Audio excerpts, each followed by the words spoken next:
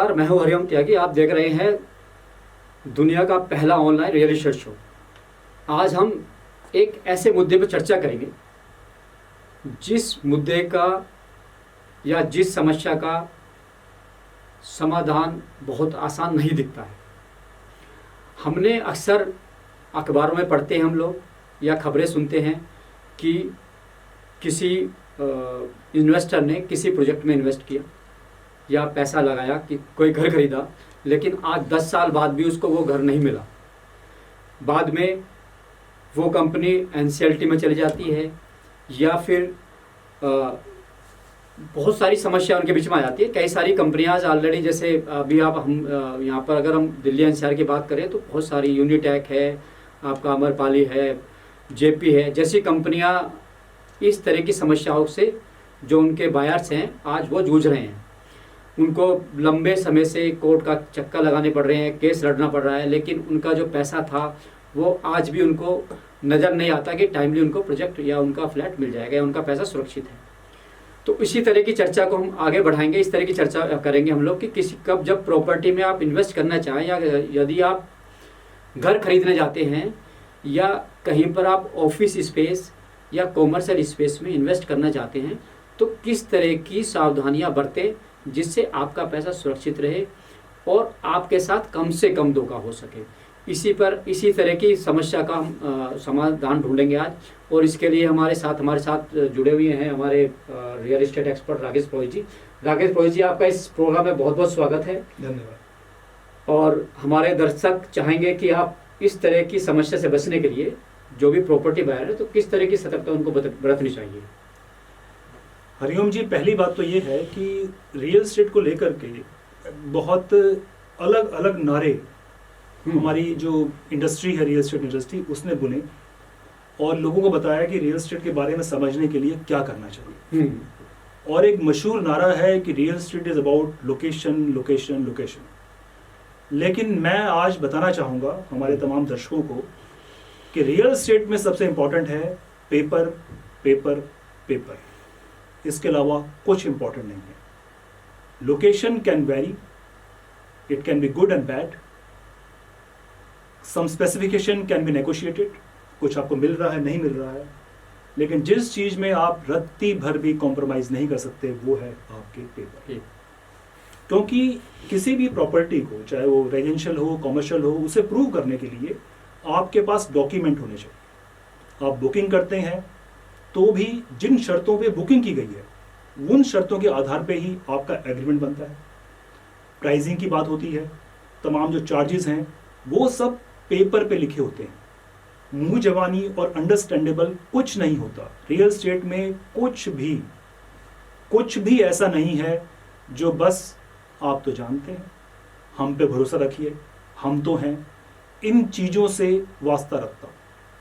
Real estate में जो लिखा है वो सही है और फिर जो कानूनी दस्तावेज में लिखा है वो सही है, जिसे आधिकारिक तौर पे एक कॉम्पिटेंट अथॉरिटी ने जारी किया है वह सही है।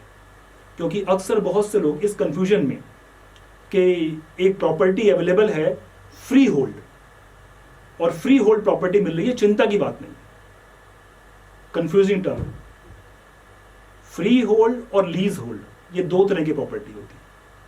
या तो एक प्रॉपर्टी लीज होल्ड होगी जिसमें जो ओनर अथॉरिटी है या कोई कंपनी है जो लीज में सर्टेन टाइम पीरियड के लिए आपको देगी, वो लीज होल्ड कहलाएगी। और एक है फ्री होल्ड जो आपको ट्रांसफर हो गई।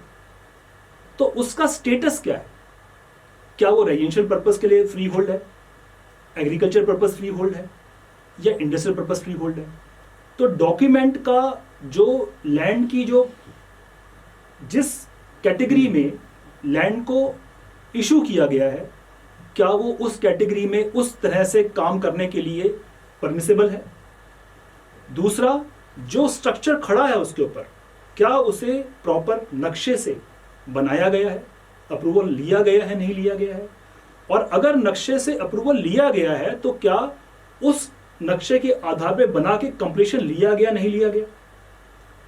आपको ये सभी दस्तावेज जांचने आवश्यक हैं। रेरा आने के बाद ये तमाम दस्तावेज बिल्डर को वेबसाइट पे, रेरा वेबसाइट पे अपलोड करना आवश्यक है। आप वहां से जांच सकते हैं। लेकिन अगर रीसेल प्रॉपर्टी है जिसमें इंडिविजुअल सेलर होता है, तो आप उनसे उन दस्तावेज की कॉपी मांगे और संबंधित विभाग से चेक कराएं। Now this is the time is project of the week. Today we will discuss Burj Khalifa. This week we have a project of the tallest building of the world. Let's start.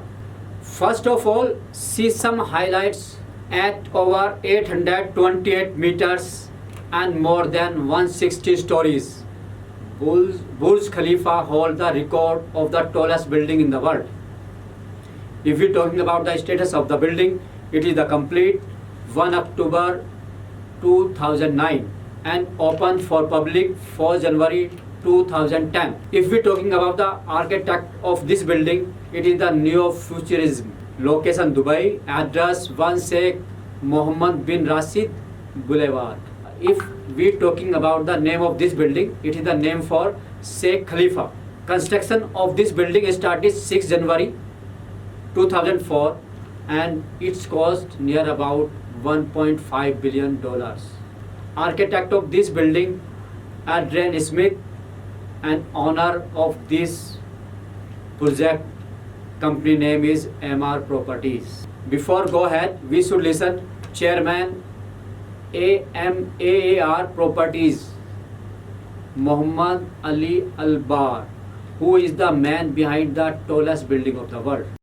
Building such a building, it's challenging in every area. Engineering was a challenge and learning. Mechanical, electrical was a challenge and learning. So the amount of knowledge that been gained for our company, for our staff, for the city planners, for the engineers, for the contractors in the city, for the material suppliers. At the beginning, it was mainly really height. But the 90-story building was a different design. It was not this building. So the city wanted a true landmark, a global landmark that really, can stand the test of the global scene.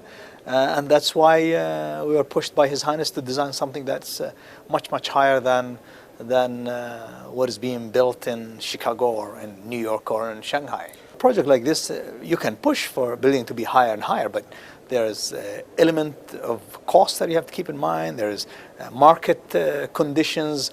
Of course, the building have to look good because you do design the building, but if you keep pushing it higher and higher, beside the structural issues and so forth, and wind engineering, but the building have to look symmetrical. So my condition was that we push higher, but the building have to look right. And I think we got to the height that we like, keeping in mind engineering, structural, and the design of the building. We'd like to be the tallest for a long time, but I think more important than height, we really would like to be known that it's a slick, well-designed, well-built building with incredible quality of construction for as long as we can.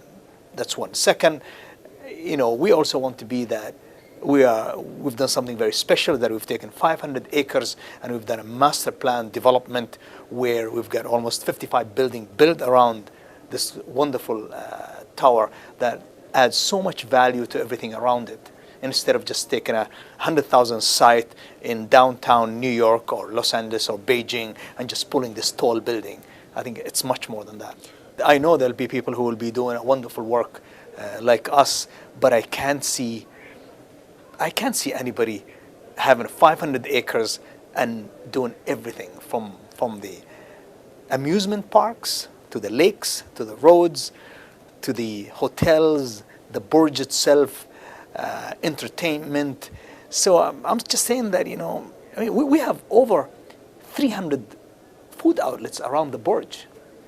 We have, so it's difficult for me to see something in the near future where somebody can build a master plan development where the Burj is the icon and everything else is around it. Even I'm familiar with China and Shanghai, but you have wonderful development and you've got the building sticking out on its own with no control of what's going on around. Now talk to Mr. Rakesh Prohiji, who is the real estate expert. Prohiji, namaskar. Namaskar. As we have seen, Burj Khalifa is wonderful building. What is your first comment about this Burj Khalifa building? First of all, let me tell you that the Burj Khalifa is not just a building. It's a symbol of an area which is now trying to attract towards attention, not only as a real estate but also a commercial destination and also a hub of all possible business activity of the region.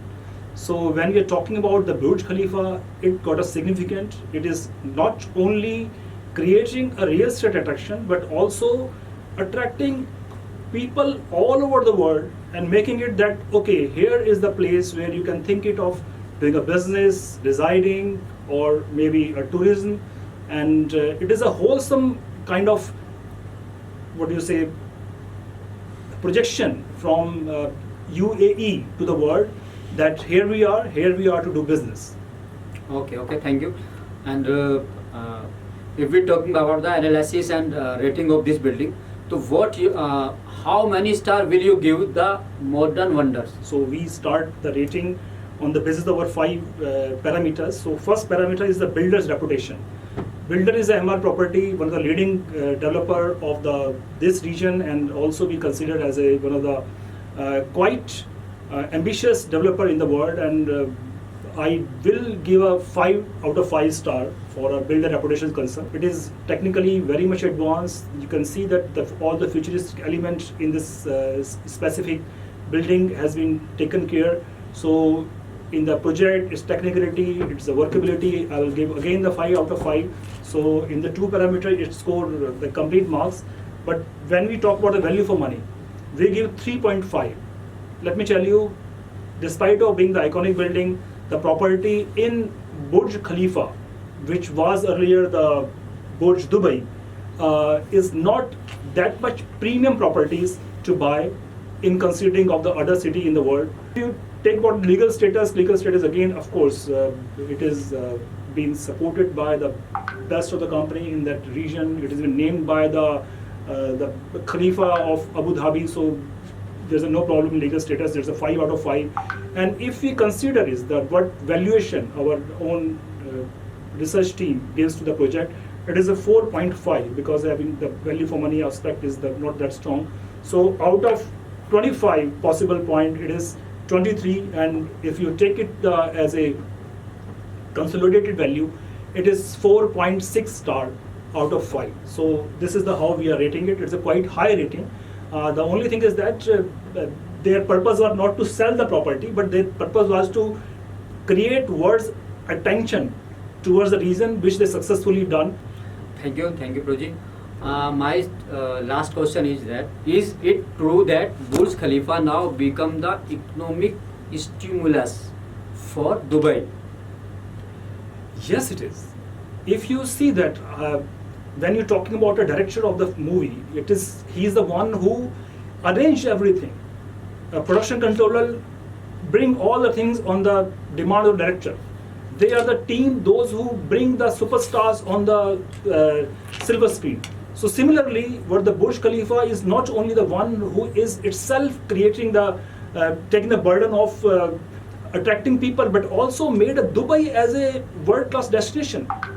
Apart from when we see that this area, you was having a Dubai as a city, maybe having some sporting event, maybe sometime people are having a different kind of stories about Dubai. But after that Burj Khalifa came into picture, entire personality of Dubai has been changed. There was a competition of creating a world-class real estate properties. Also the companies were feeling privileged to come to Dubai, not necessarily to coming to specifically to the Burj Khalifa, but also to the other iconic destinations are there.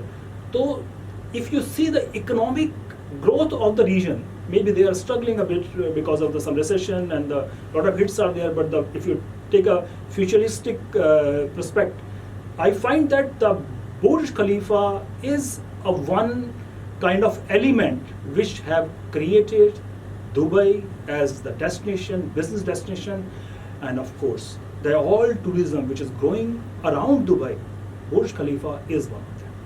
Thank you very much, Rohit. Now, बहुत धन्यवाद आपका. And now we should move to the panel discussion. It's the time of the panel discussion. Our guests have joined us. First of all, I would like to welcome Salil Kumar ji. Salil Kumar is the director of Asotech Realty Private Limited. Salilji, you are very most welcome in our program. Thank you, sir. Thank you very much. Venu Sehgalji, our second guest. Venuji is the CEO of the Freeport Brands Private Limited. Venuji has a lot of experience in the retail industry. Before this, she has worked for institutions like DLF Mall, Saket, MBS Mall, Gurgaon, and Great India Palace Mall, Noida, like that. Vikas Pundir ji.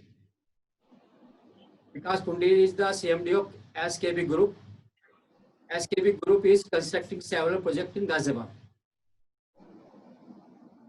I am Hariom Tyagi, and with me is real estate expert Rohit ji. Rohit ji, namaskar. And today's discussion topic is the investing in real estate commercial project is good option. First of all, Rohit ji, before asking the question, our guest, you should tell us, our audience, what is the retail and commercial properties. एक मोटा मोटी बात समझेंगे तो एक दुकान में अगर आप पैसा लगाते हैं तो दुकान को आप रेंट आउट कर सकते हैं, आप खुद भी बिजनेस चला सकते हैं. एंड सेकेंडली जो ऑफिस स्पेसेस वगैरह हैं, if you are in need of office then you can have your own investment which will go over the period of time. And secondly office space can be rent. और जो सबसे important residential investment में और commercial investment में फर्क है वो है रिटर्न ऑन इन्वेस्टमेंट के ऊपर. तो जो रेंटल्स हैं वो कमर्शियल इन्वेस्टमेंट में हायर हैं कंपेयर टू रेजिडेंशियल प्रॉपर्टी से. तो इसलिए जब हम बात करते हैं तो न सिर्फ हम उस इन्वेस्टमेंट के ग्रो करने को एक कंसीडर करते हैं, लेकिन साथ साथ जब तक वो प्रॉपर्टी कस्टडी में है तब तक उस पर कितनी रिटर्न आपको आ रही है, आपकी लीज वैल्यू कितनी हो रही है, उसका ध्यान रखते हुए जो कमर्शियल प्रॉपर्टी है वो एक बेटर ऑप्शन है investment. Thank you, Proji. My first question to Mr. Salil Kumar ji. What do you think to invest in commercial and retail property? देखिए साहब, अगर हम हिस्ट्री में जाते हैं तो Yes, sir. आदिकाल में चाहे मुगलों का टाइम हो और हमारे अच्छे राजाओं का टाइम भी हो, तो Yes, sir. आप उसके बाद से जब से व्यवसाय शुरू हुआ है, कॉमर्शियल रियल एस्टेट और जिसे आप ऑफिस और होटल या रिटेल इन्वेस्टमेंट में सेगमेंट अलग अलग तरीकों से दे सकते हैं, तो आप देखें कि ये इस तरह के इन्वेस्टमेंट सदैव यूजफुल रहे हैं कि जो आप कमर्शियल या रिटेल रियल एस्टेट में ले रहे हैं, इसमें दो चीजें आपके लिए बहुत जरूरी है. लोकेशन यानी कि उस जगह का फुटफॉल कैसा है, और दूसरा उस बिल्डिंग का टोटल कंस्ट्रक्शन या डिजाइन कैसा है. तो आपकी प्रॉपर्टी, कमर्शियल प्रॉपर्टी एक बहुत अच्छे रूप में निकल के आती है. Thank you. वेनु जी, मैं आपसे यही जानना चाहता हूँ कि किस तरह की प्रॉपर्टी एक डेवलपर जब कंसीव करे प्रोजेक्ट को, तो what kind of the property footfall. Formula for real estate is that we don't grow land on trees. So it is नहीं, आज का क्रॉप अच्छा हुआ और अगली बार का सीजन अच्छा रहा, ऐसा नहीं रहेगा. तो real estate will always hold value हमेशा, चाहे वो कमर्शियल हो, चाहे वो रेजिडेंशियल हो, चाहे वो रिटेल रियल एस्टेट हो, इसके पास हमेशा वैल्यू हमेशा रहेगी. मार्केट, कोई भी मार्केट हो, वो परसेप्शन ड्रिवन होती है. अगर हमारा परसेप्शन ठीक नहीं है तो वो मार्केट में आप कितना भी अच्छा प्रोडक्ट लेकर वहां पर आपको उसकी कीमत नहीं मिलेगी. विकास जी, आप रियल एस्टेट प्रोजेक्ट कंसीव करते हैं और उसको डेवलप भी करते हैं, तो आप अपने अनुभव से बताइए कि रिटेल में और कॉमर्शियल प्रॉपर्टी में इन्वेस्ट करना फायदेमंद है या कितना फायदेमंद है, थोड़ा सा में बताइए. हम लोग 2005 से रियल एस्टेट में हैं और बिल्कुल रूट लेवल से हम लोगों ने अपना रियल एस्टेट का बिजनेस स्टार्ट किया था. तो हम लोग तो बारीकी से जानते हैं चीजों को कि किस चीज को. देखिए, शेयर मार्केट, मेरे बहुत से दोस्त हैं जिन्होंने शेयरों में करोड़ों रुपए लगाए और एक दिन में शेयर में पैसा खत्म हो गया. लेकिन प्रॉपर्टी या रियल एस्टेट, चाहे कमर्शियल हो चाहे रेजिडेंशियल हो, तो प्रॉपर्टी तो ऐसी चीज है कि आज नहीं तो कल तो आप देखिए घटेगी तो नहीं. भाई जिस प्रॉपर्टी, जिस सेगमेंट आपने सपोज करिए 50 लाख की प्रॉपर्टी परचेज कर ली है, तो कल को वो ज्यादा से ज्यादा 40 की या 45 की, अगर बहुत ही वर्ष नहीं हो रहा, इससे नीचे नहीं जाएगी. लेकिन अगर आप दूसरी जगह देखें, जैसे शेयर मार्केट में हम देखते हैं, तो शेयर मार्केट में तो क्या है सर, एकदम से हमारे करोड़ों रुपए के शेयर है, फाइल में रखा हुआ है, एक मिनट में सारा पैसा खत्म. तो प्रॉपर्टी तो हमेशा, बड़ों बूढ़ों का कहना है कि प्रॉपर्टी तो हमेशा कुछ ना कुछ देखी ही जाती है. तो प्रॉपर्टी में investment is the safest investment. what kind of the planning to adopt in current scenario to increase the sales in retail and commercial project? Hariom ji, जो अभी का समय है ये तो एक बहुत चैलेंजिंग टाइम है, पर ये भी बहुत लंबा समय नहीं है। तो अभी आप देख रहे हैं नए नए तरीके के रूल आ रहे हैं कि आप वीकेंड्स में, अभी यूपी में लॉकडाउन हो गया है, तो ये सब चैलेंजेस आ रहे हैं। तो अभी तो थोड़ा सा ऑनलाइन पे प्रेशर ज़्यादा है और लोग भी कम निकलना चाह रहे हैं, लेकिन मैं ये मानता हूँ कि हम ये जो डिस्कशन कर रहे हैं ये एक लॉन्ग टर्म प्रोस्पेक्टिव में कर रहे हैं। तो जैसा कि हमारे वो आपके सहयोगी मित्र ने बताया कि एक तो जब भी प्रोजेक्ट की प्लानिंग कर रहे हैं वो कस्टमर ओरिएंटेड हो, उसमें अच्छे ड्रॉप पॉइंट, अच्छी पार्किंग, अच्छे एक्सपीरियंस, अच्छे वॉशरूम्स, अच्छा एयर कंडीशनिंग सिस्टम और इस तरह का मिक्स हो कि आदमी को अलग अलग ज़्यादा जाने की जरूरत ना पड़े। और अदरवाइज आपने जैसे आप शॉपिंग में एक्सपीरियंस में देखें तो डीएलएफ मॉल ऑफ इंडिया ने बहुत सारे जैसे 3 ड्रॉपिंग पॉइंट बनाए, अच्छी इवेंट्स करते हैं, अच्छा एयर कंडीशनिंग सिस्टम है, प्रोडक्ट मिक्स अच्छा है। तो आपको सभी चीज़ों पे ध्यान देना है। इनफैक्ट आप देख लें जैसे दुबई के मॉल हैं तो उनमें ड्रॉप एक्सपीरियंस बहुत अच्छा होता है, लाइक हमारे इंडिया के जो मॉल हैं उनमें नॉर्मली आपको रास्ता ढूंढना पड़ता है कि यार एंट्री पॉइंट कहाँ है अगर आप पहली बार जा रहे हैं। के एंड में आप किस तरह का सजेशन डेवलपर्स को देना चाहेंगे जो डेवलपर्स की हेल्प करें किसी भी रिटेल या कमर्शियल प्रॉपर्टी को डेवलप करने? सबसे पहले it's a money which matters. Money matters for developer, they want return on the investment, whatever money they are putting into project. Investors also want to see money, whatever money he is putting into the any property, whether commercial or retail, they want a good return and as well as recurring income from property. As far as the final user is concerned, who is a buyer, a person who actually we are expecting a footfall for a customer who is coming there for a shopping experience. For him also, it should be a worth of money. So he is going to a retail destination and is not seeing a very high-end mall, but also some good sustainable destination where he can spend time, can invest his money wisely, and also have a convenient shopping experience. ठीक है, धन्यवाद पुरोहित जी। सलील जी से सवाल है, इस pandemic इरा के अंदर, इस महामारी के अंदर किस तरह से क्या-क्या स्ट्रेटेजी हो सकती है जिससे हम लोग अपनी सेल्स को बूस्ट कर सकते हैं? आपने बहुत ही अच्छा सवाल पूछा है।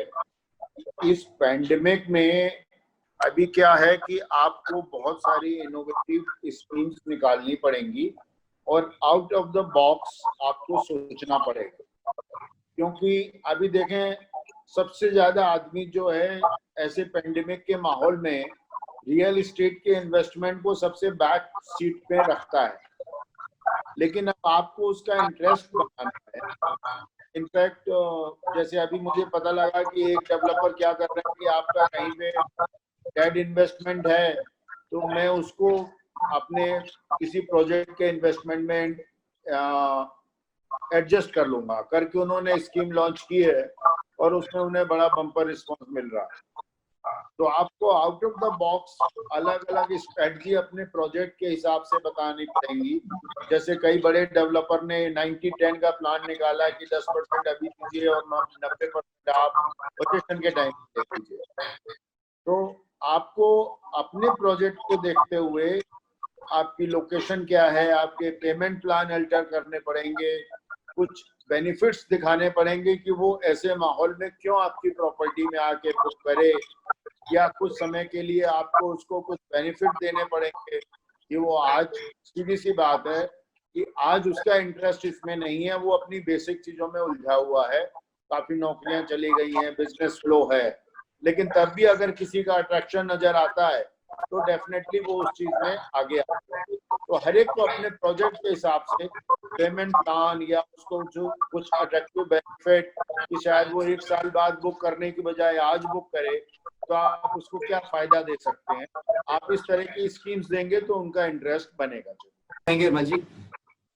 वेणु जी आपसे सवाल है कि आपको फुटफॉल और इस सारा ऑपरेशन का अच्छा एक्सपीरियंस है आपको, मैं आपसे जानना चाहूंगा या हमारे जो डेवलपर्स हैं वो ये जानना चाहेंगे किसी भी प्रोजेक्ट के लिए अच्छा फुटफॉल करने के लिए, किसी भी प्रोजेक्ट के अंदर फुटफॉल अच्छा रहे, उसके लिए क्या क्या सावधानी बरतनी चाहिए? एक डेवलपर।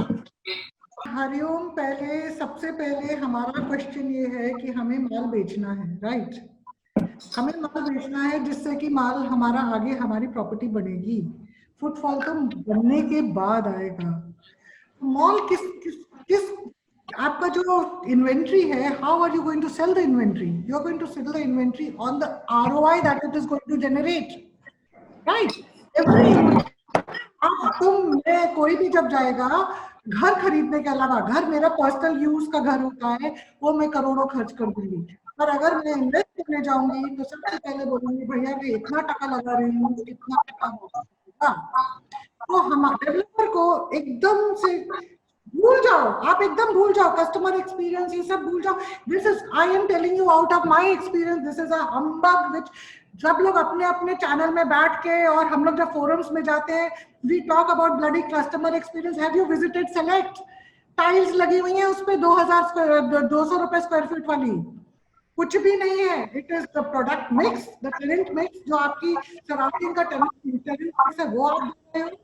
उसके बाद आप ROI, और हमने माल बेचना है तो हमें कैलकुलेट करना चाहिए ROI पे कि मैं अपने कस्टमर को कितना ROI दूंगा उसका रेंटल। जब मैं 3 मॉल बना रही हूँ, मैंने बंद डब्बे वाले मॉल बनाने ही नहीं, खड़े खड़े माल बेचना है। खड़े खड़े माल तभी बिकेगा जब मैं उसको बोलूंगी इतना ये इस लोकेलिटी के हिसाब से ये तेरा रिटेलर है, ये मेरा रेंटल एग्रीमेंट है, और ये तुम्हारे को मिलेगा। अब वो रेंट में कैसे ज्यादा लाऊंगी? वो रेंट तभी ज्यादा लाऊंगी जब मेरा काम outgoing of the retailer has to be friendly. अब फुटफॉल कैसे आएगा? आप देखिए, इंडियन मेंटालिटी सिर्फ एड ड्रिवन है। आपको जहां वैल्यू मिलेगी फुटफॉल वहीं आती है। कितनी भीड़ होती है, आप जाते हो करोल बाग, वहां तो कोई प्रमोशन नहीं हो रही, वहां पे कुछ भी नहीं हो रहा, वैल्यू ड्रिवन है, एवरीथिंग इज वैल्यू ड्रिवन। अगर इस लोकेलिटी में मेरे ये ब्रांड है और ये वैल्यू है, अगर मैं वहां पर एम्पोरिया बनाऊंगी, 0 फुटफॉल। वहां पे परसेप्शन क्रिएट करूंगी, you come here and you will get value for your money, footfall is going to come. Rohit ji, बस लास्ट एक देखे अपना प्रोग्राम समाप्त। तमाम दर्शक जो हमारा प्रोग्राम इस वक्त देख रहे हैं, हम जो लाइव स्ट्रीमिंग में जा रहे हैं, उनके अगर कोई सवाल है तो प्लीज कमेंट बॉक्स में। हम अगले इसकी जो नेक्स्ट सीरीज का अगला प्रोग्राम हमारा होगा और गेस्ट को हम सेम इनवाइट करेंगे, तो आपके सवाल हम उनके सामने पेश करेंगे। आशा करते हैं कि आपने आज का जो हमारा डिस्कशन था उससे कुछ अपने पास जोड़ा होगा, और बताने के लिए आपको कुछ शेयर करने के लिए है तो जरूर हमें लिखिए, और हम जाहिर तौर पे आपके उन सवालों को हमारे एक्सपर्ट सामने रखेंगे। ठीक है, धन्यवाद आप सब लोगों का, बहुत बहुत धन्यवाद। आपने इस प्रोग्राम में अपनी महत्वपूर्ण जानकारी हमारे दर्शकों के साथ शेयर की, उसके लिए एक बार फिर धन्यवाद। जय हिंद, जय भारत।